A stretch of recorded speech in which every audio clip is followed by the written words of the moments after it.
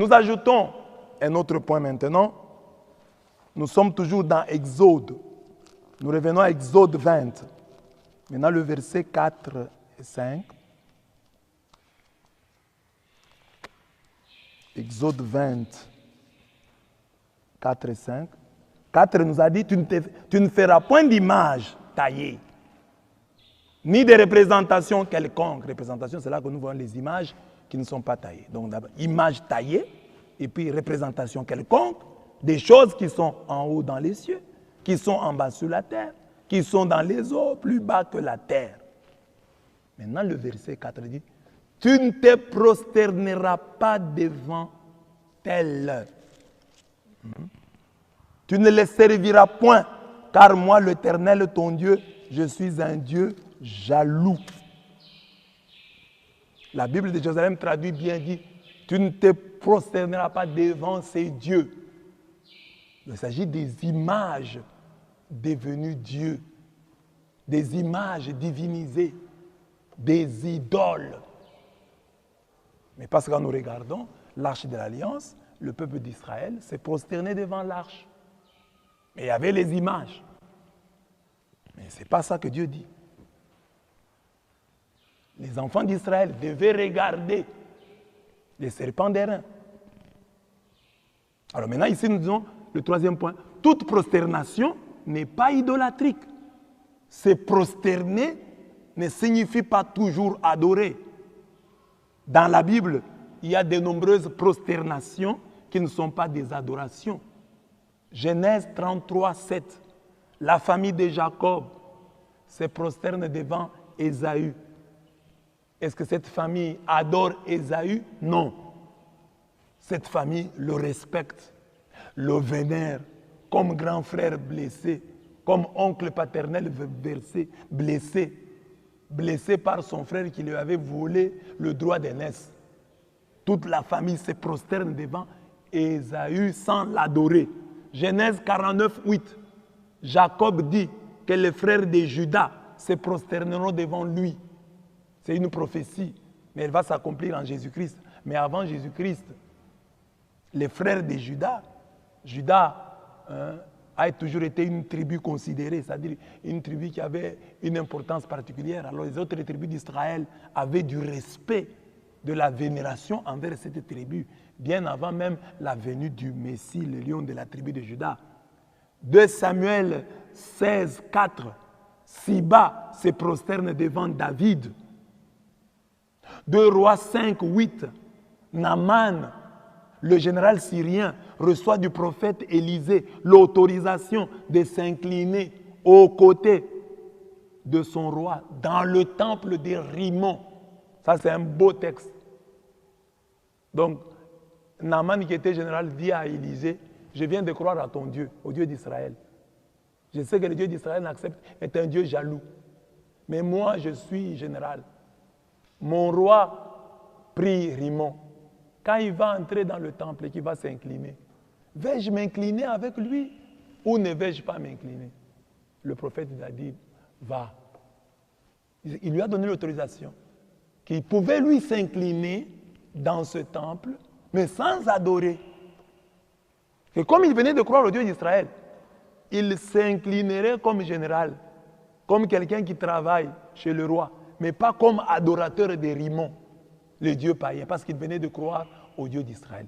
Donc quelqu'un peut se prosterner sans adorer. Donc toute prosternation n'est pas adoration et toute prosternation n'est pas idolâtrique. On le voit, Dieu n'est pas contre les arts plastiques.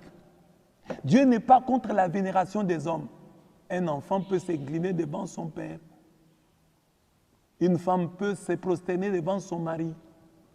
Un homme aussi peut le faire pour demander pardon. Les enfants peuvent le faire. Les parents peuvent aussi s'incliner et se prosterner devant leurs enfants pour leur demander pardon. Mais ce n'est pas de l'idolâtrie. Ce n'est pas de l'adoration.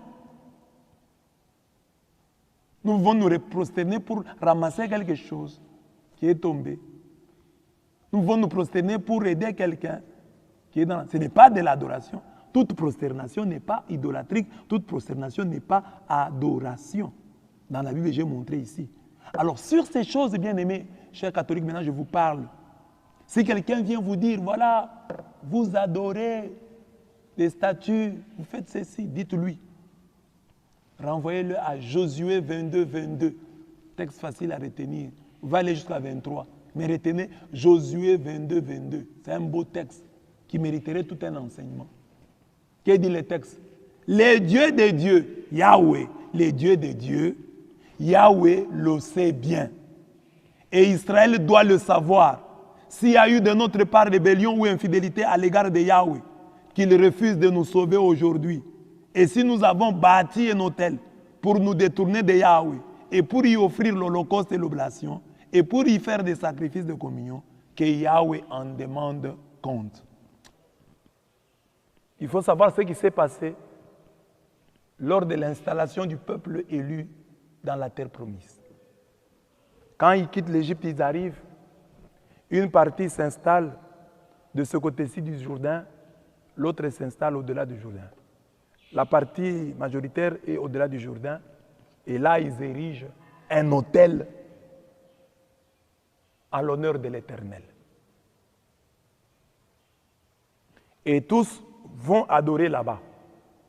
Parce que c'est là que se trouve l'autel qui est comme le temple. Mais après un moment, ceux qui étaient de ce côté-ci du Jourdain érigent aussi un autel.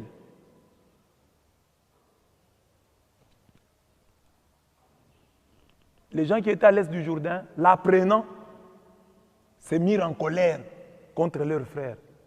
C'est de la rébellion. Nous avons un seul autel. Nous tous, nous devons venir adorer au même endroit. Comment eux, ils ont eu le culot de bâtir un autel de l'autre côté? Ça, c'est la division, c'est la rébellion. Et ils vont se préparer pour aller attaquer leurs frères pour avoir érigé cet autel, ce nouvel autel. Quand ils vont arriver, ils vont leur poser la question, pourquoi est-ce que vous avez bâti cet autel alors que nous n'avons qu'un seul autel? Vous voulez diviser Dieu? Vous voulez vous rebeller contre Dieu? C'est ainsi qu'ils donnèrent cette réponse en disant, Yahweh, le Dieu de Dieu, Yahweh, le Dieu de Dieu, le sait bien et Israël doit le savoir. Si nous avons érigé cet autel, ce n'est pas pour nous rebeller contre Dieu ou pour rivaliser avec l'autre autel que nous connaissons tous. Mais nous nous sommes dit, un jour nos enfants pourraient nous demander, et en quoi est-ce que nous qui sommes de ce côté, nous sommes un même peuple avec ceux qui sont de l'autre côté? C'est ainsi que nous avons érigé un autel semblable à celui qui est de l'autre côté. Pour que quand nos enfants nous poseraient la question que entre nous et les autres, il y a le Jourdain qui nous sépare, nous puissions leur dire, nous sommes le même peuple. La preuve, regardez l'autel qui est là-bas et l'autel qui est ici. Ils sont tous semblables. Donc nous sommes le même peuple. Quand ils ont dit ça, ceux qui étaient venus avec l'idée de les tuer parce que c'était des idolâtres, des rebelles, se calmèrent et ils comprirent qu'ils avaient raison. C'est dans la Bible. C'est pour dire quoi? Vous pouvez juger quelqu'un de l'extérieur parce qu'il a érigé un autel. Vous pouvez le traiter d'idolâtre, mais c'est Dieu qui connaît les tréfonds de nos cœurs.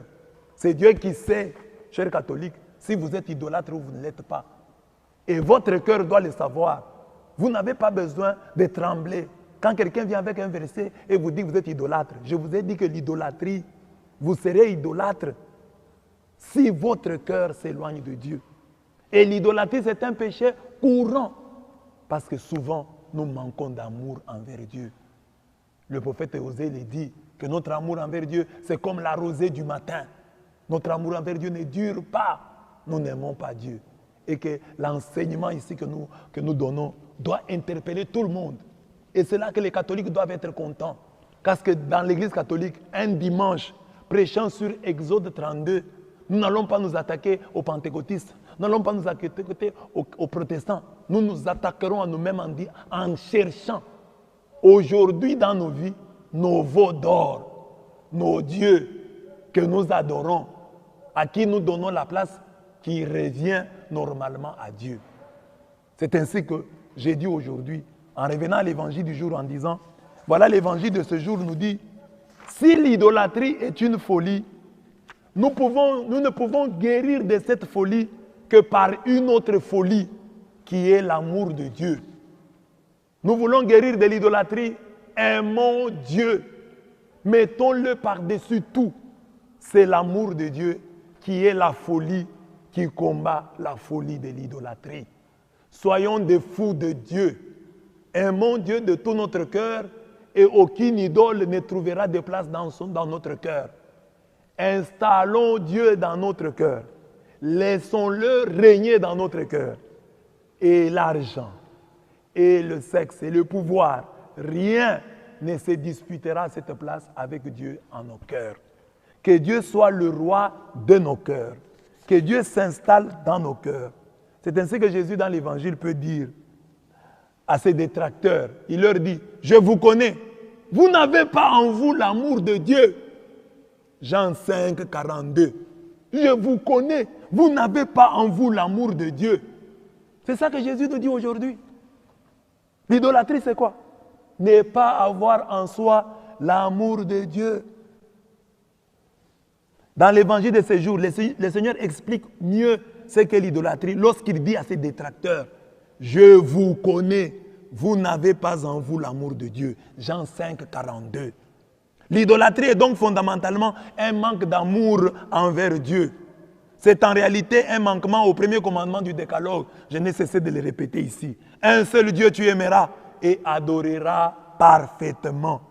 Conféra tour Deutéronome 6, 4 à 5. C'est que Jésus dit, je viens au nom de mon Père et vous ne m'accueillez pas. Qu'un autre vienne en son propre nom, celui-là vous l'accueillez, vous l'acceptez, vous l'accueillerez. C'est ça. Nous refusons d'accepter Jésus, mais nous acceptons toute autre personne qui vient en son nom. Mais Jésus qui est venu au nom de son Père, nous ne l'accueillons pas. Jean 5, 43. Commettre le péché d'idolâtrie, c'est mettre sa confiance dans un humain, faire d'un mortel son recours et détourner son cœur de Yahweh. J'ai donné plusieurs exemples ici. C'est ainsi que l'idolâtrie donne aux hommes et aux choses la place de Dieu. L'idolâtre plutôt. L'idolâtre donne aux hommes et aux choses la place de Dieu. Au lieu de donner la gloire à Dieu, il se la donne aux autres ou la reçoit d'eux. C'est ainsi que Jésus dit à ses détracteurs, comment pouvez-vous croire, vous qui recevez votre gloire les uns des autres et ne cherchez pas la gloire qui vient du Dieu unique? Quand nous cherchons que les hommes nous cotent, quand nous cherchons que les hommes nous glorifient, nous sommes des idolâtres. Nous devons chercher la gloire qui vient de Dieu. Nous devons chercher la cote de Dieu, que Dieu puisse nous coter. L'idolâtre idéalise le passé et le futur. Il méprise le présent. C'est ainsi qu'il connaît ce que Dieu a fait hier. L'idolâtre sait ce que Dieu a fait. Oh, du temps de Moïse, Dieu avait fait. L'idolâtre sait ce que Dieu fera demain. Oh Dieu, au ciel nous serons comme ça. Mais l'idolâtre ignore ce que Dieu est en train de faire maintenant. C'est ce que Jésus dit ici, Jean 5, 45 à 47, l'évangile du jour. Ne pensez pas que je vous accuserai auprès du Père. Votre accusateur, c'est Moïse, en qui vous avez mis votre espoir. Car si vous croyiez Moïse, vous me croiriez aussi, car c'est de moi qu'il a écrit. Si vous ne croyez pas à ses écrits, comment croirez-vous à mes paroles? Donc, Jésus leur dit, même Moïse là, vous dites vous croyez en lui, vous ne croyez pas en lui. De son vivant, vous l'avez fait souffrir. Vos ancêtres l'ont fait souffrir. De la même manière que vous avez fait souffrir, Moïse m'a fait souffrir. Vous, votre problème, vous n'aimez les hommes de Dieu que quand ils sont morts. Quand ils sont vivants, vous ne les aimez pas. Quand Moïse était vivant, vous lui avez compliqué la vie. Mais quand il est mort, oh, nous sommes les disciples de Moïse. C'est comme ça que vous êtes. Vous ne savez pas ce que Dieu fait maintenant. Vous savez seulement ce qu'il a fait hier. Et ça arrive à beaucoup de chrétiens. Dans beaucoup de nos paroisses, le prêtre n'est bon que quand il meurt. Le pasteur n'est bon que quand on le déplace. Quand il est là, il est mauvais. Qu'il parte. Et dès qu'il part, il était quand même bon. Hein. Lui faisait comme ça. Au nouveau pasteur, nous allons le faire souffrir en évoquant les qualités de son prédécesseur que nous n'avions même pas accepté quand il était là. Maintenant ici on fait, quand on avait tel prêtre que nous avions fait souffrir, on vivait comme ça. Et l'autre quand il va partir, c'est lui qui viendra, sera mauvais Et celui qui est parti sera saint. C'est notre tendance. Nous ne voyons pas ce que Dieu fait maintenant. Nous voyons, nous savons ce qu'il a fait hier, nous savons ce qu'il fera demain, mais nous ignorons ce qu'il fait maintenant. C'est aussi une forme d'idolâtrie. Alors, en conclusion, qu'est-ce que nous allons dire aujourd'hui? Nous disons que le veau d'or aujourd'hui, c'est en 3 mots. Talisman, temps, argent. Talisman représente quoi? Tout ce qu'il y a comme fétiche, occultisme. Les idolâtres aujourd'hui, ce sont les gens qui cherchent les talismans, les occultistes. Et nous avons dans ce pays les gens qui accusent les catholiques d'être des occultistes. C'est eux qui sont dans des loges. Il y a des féticheurs au Congo, en Afrique ici, qui lorsqu'ils doivent accuser les gens d'être leurs collaborateurs, ils citent des pasteurs. Tel pasteur est venu chez moi. Telle personne est venue chez moi. On ne cite généralement pas les prêtres, hein. On cite les pasteurs. Ah, vous avez dit non, on est contre leur succès. Ah, je n'en sais rien. Mais j'ai dit ici que si toi tu es un pasteur, et même les pasteurs entre eux, ça te accuse, ceux-ci disent à tel qu'il a des fétiches, etc., ou qu'il est allé entrer dans telle loge. Donc l'idolâtrie est là, dans les talismans, dans ces gens qui cherchent des fétiches pour faire les pleins, pour remplir leurs églises. C'est là l'idolâtrie. Et nous nous disons ici, et nous réaffirmons, c'est la bénédiction de l'Éternel qui enrichit et il ne la fait suivre d'aucun chagrin. L'eau coule du temple. C'est la bénédiction du Seigneur. Et Dieu dit ici, refuse les mélanges. Il ne faut pas mélanger Jésus avec autre chose. Nous prions que tout ce que nous avons dans nos églises ne nous vienne que de Dieu. Comme moi ici, je suis fier, je le disais encore l'autre fois, d'avoir 300 fidèles, mais que Dieu m'a donné. Je ne suis pas entré dans une loge pour les chercher.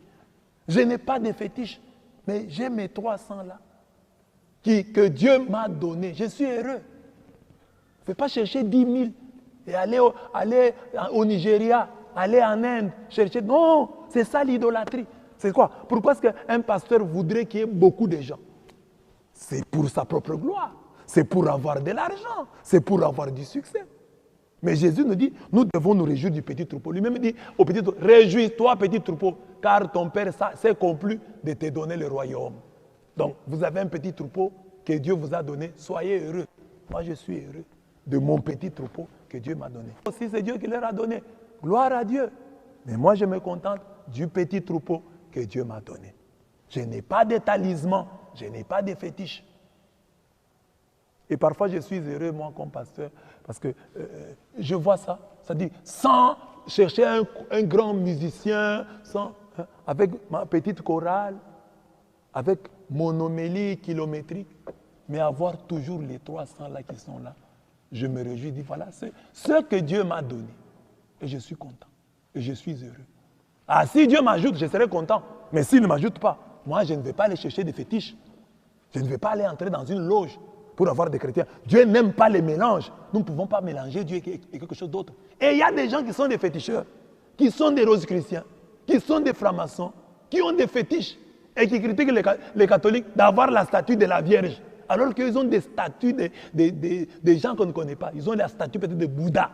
Ce n'est pas un problème. Ils ont là, cette statue-là en dessous du lit. Ce n'est pas un problème. La statue de Marie, Marie qui est dans la Bible, qui n'a fait aucun mal. Cette statue-là est mauvaise. La statue de Jésus, elle est mauvaise. La statue de Joseph, Joseph a fait quoi de mauvais? Mais toi, tu as quelle statue? Tu as quelle statue? Ils ont des statues de démons. Talisman.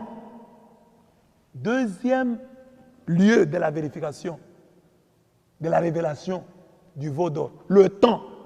Si nous sommes incapables de donner à Dieu notre temps et que ce temps-là nous le donnons à nos études, il faut étudier, j'en conviens, à nos enfants, à nos maris, mais nous le refusons à Dieu.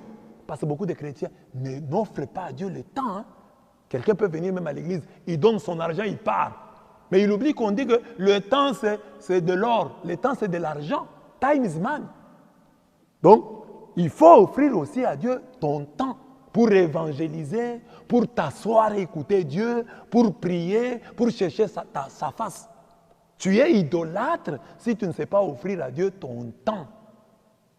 Tu es aussi idolâtre si tu ne sais pas offrir à Dieu ton argent. Dieu dit, vous ne pouvez pas, Jésus dit, vous ne pouvez pas aimer Dieu et maman. Vous ne pouvez pas aimer Dieu et l'argent. Et Paul le dit bien. Il dit, faites donc mourir les membres qui sont sur la terre, l'impudicité, l'impureté, les passions, les mauvais désirs et la cupidité qui est une idolâtrie. Ça c'est Colossiens 3, 5. Mais dans Éphésiens 5, 5, on reprend la même chose. On dit, car sachez-le bien, aucun impudique ou impur ou cupide, c'est-à-dire idolâtre, n'a d'héritage dans le royaume du Christ et de Dieu. Il y a des églises où l'argent, c'est l'argent qui a divisé beaucoup d'églises. Nous avons des prêtres ici à l'église catholique. Un jeune prêtre à peine ordonné. On l'envoie dans un village où il a pour offrande que 3000 francs chaque dimanche. Ces jeunes-là viennent de terminer ses études. Quand tes enfants travaillent à la BCDC, à la banque, je ne sais pas quoi, lui, il est envoyé dans un village reculé. Offrande dominicale. Par semaine, il a 3000 francs. Et il reste dans ce coin-là. Nous en avons beaucoup, hein. Vous pouvez me dire, oh, il y a un pasteur aussi là-bas. Oui, le pasteur est de là. Mais le prêtre ici a grandi à Kinshasa. Le prêtre a grandi à Lubumbashi. Le prêtre a grandi à Mbujimaï. Mais on l'envoie dans un coin reculé. Il va là-bas travailler. Il a fait l'université. C'est un licencié en théologie. C'est un gradué en théologie. Et il va rester là-bas. Et là, les gens ne voient pas. 3000 francs chaque dimanche. 6000 francs. C'est authentique, je n'invente pas. Offrande. Et là, les 6000 francs, c'est quand il a vraiment sensibilisé le pauvre. Il a ça. Et il reste là-bas. Et là, les gens n'en parlent pas. Combien de grands pasteurs que nous avons ici peuvent avoir une onction villageoise? Tous les pasteurs ont seulement des onctions urbaines, onctions européennes. Je vais aller prêcher à Londres. Vous avez déjà vu? Rarement nous voyons des pasteurs, hein? Un pasteur, un grand pasteur qui descend prêcher au village. Non? Lui va prêcher l'évangile seulement dans les grandes villes. C'est justement pourquoi on l'appelle l'apôtre des nations. Il va seulement dans les nations. Il ne peut pas aller dans les villages. Vous connaissez un apôtre des villages qui va prêcher dans les villages? Non. Dans les villages, les petits pasteurs vont prêcher. Nous sommes des grands pasteurs. Nous prêchons dans les grandes villes. Mais dans l'église catholique, moi je suis prêtre ici, mais demain on peut m'envoyer dans des villages. Je vais partir. Je vais partir. Et ça, les gens ne voient pas. Et vous allez dire, ah, les prêtres sont des idolâtres. Mais regardez, et quand est-ce que l'argent a divisé l'église catholique? Nous sommes là depuis des années, des années. Mais quand vous suivez les églises ici, c'était toujours le pasteur adjoint de tel qui a quitté, qui a créé son église. Pourquoi? Le partage n'était pas bon. Le partage était inégal. Le pasteur prenait la part du lion. Et l'autre s'est fâché, il est parti, il a créé son église. Maintenant, lui-même, c'est lui qui gère sa marmite à cause de l'argent. Les gens sont divisés à cause de l'argent. Parce que regardez les églises de réveil. Ces gens-là ont quitté l'église catholique. Ils ont quitté l'église catholique. Ils ont dit, l'église catholique nous trompe. Pourquoi est-ce que toutes ces églises ne s'unissent-elles pas? C'est la question de l'argent et du pouvoir qui sont élevés en idole. Ils ne peuvent pas accepter qu'il y ait un seul responsable. Que tout soit en dessous de lui, sous ses ordres. Non, chacun veut être chef. Chacun veut diriger. Et ils trouveront même des théories, même des versets bibliques pour soutenir cela. Moi, j'ai mon ministère.